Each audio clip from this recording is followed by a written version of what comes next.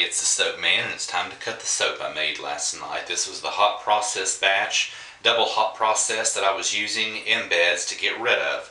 Went ahead and cut a little better than half of it because you don't want to sit here for the next 20 minutes watching me cut soap, and really you want to see the cut results more than anything. So I'm going to go ahead and finish cutting it, but this is what I've cut from both of my molds. Really pleased with this. Had a lot of definition with a lot of those different embeds. Really happy with this batch. And let me tell you, this recipe kind of just really came up off the top of my head with it, just thinking what to put in it. And this recipe I think is going to be a gold standard for me. I used one of these this morning already. That's one of the benefits of hot process. It is still a little bit soft, but once again, it worked beautifully. I just had a fantastic lather. I was a little concerned about it being too soft because I did a 3% superfat intentionally because I knew I was going to add quite a good bit of superfat with the coloring, and it had avocado oil, which has a fairly high percentage of unsaponifiables. But it just turned out fantastic. I mean, you know, it doesn't indent when I put my fingers into it. And I used it this morning and it was absolutely fantastic. So I'm really pleased with it. This is the shorter bar. I was actually able to get a top on this one, a textured top on this one.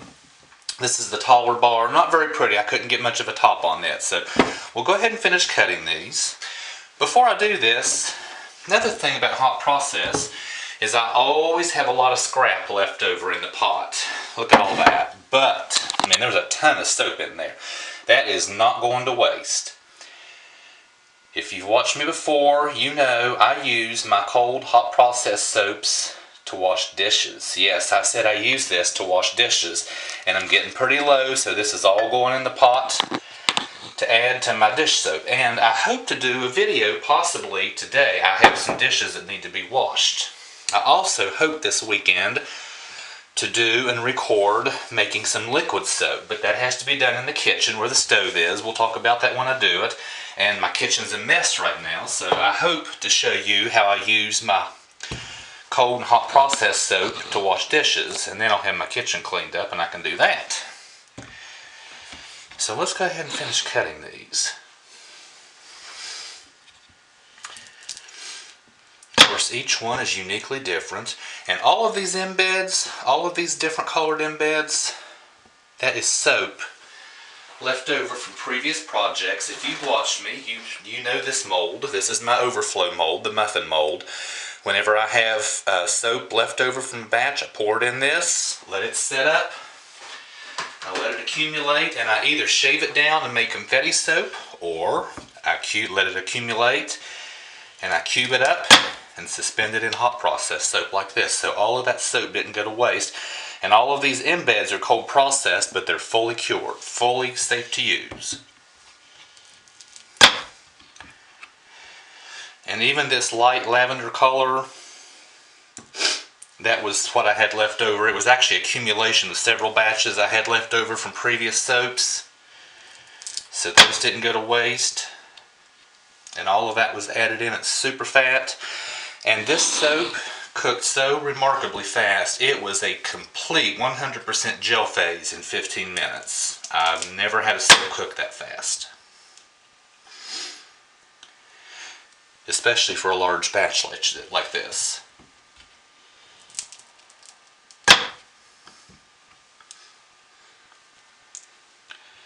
And the Brambleberry Grapefruit Bellini held up to the high temps very well. It really smells good.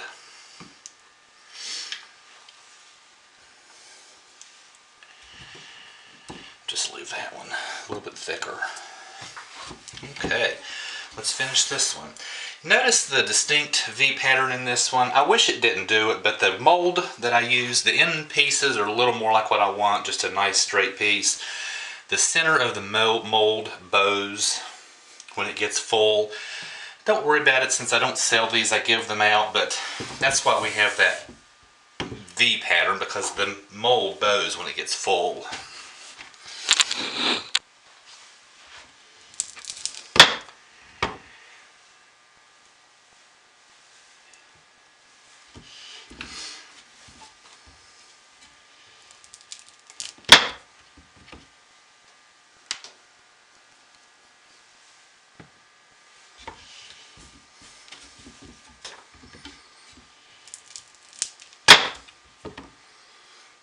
Here's a really nice one.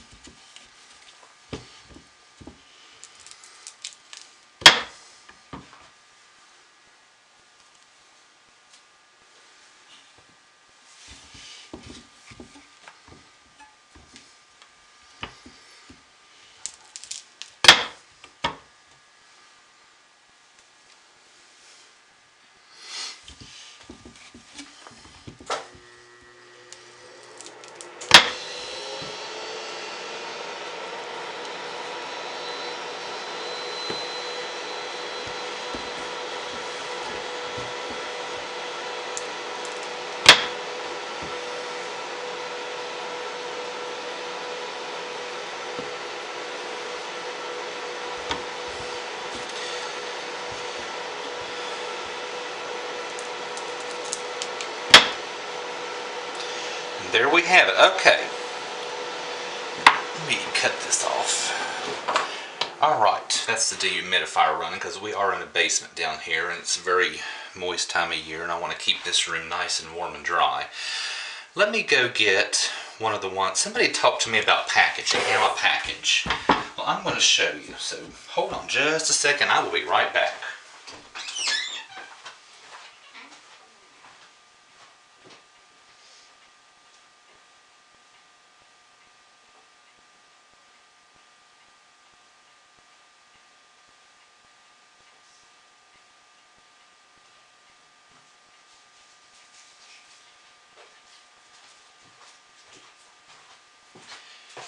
Okay, I give my soaps away as part of a community project with the church. That's why I cut my bars real thin, because I want to make sure I have enough to give away to everybody who wants it. And, it goes a lot farther that way. That's why I don't have a lot of fancy equipment, including recording equipment, because it's a hobby, not a business. But this is the landscape scene I gave. Basically, I put it in a plastic bag. Recognize that one? Just in a Ziploc bag, and that also helps hold the scent in and protect the soap. There is a note here. This is a church project. There is scripture here based on John 3:16.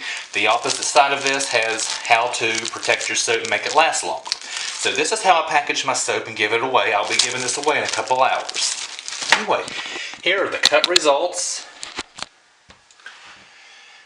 All those embeds were soaps left over, soap batter left over that would have gone to waste.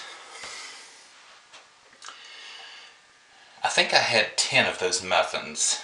So I got a double batch here, got a lot of soap left over here that's going to be used for dishes. And I hope to show you that this afternoon because I do have quite a few dishes to wash. So I'll probably see you later upstairs in the kitchen showing you how I use my cold process soap to wash the dishes.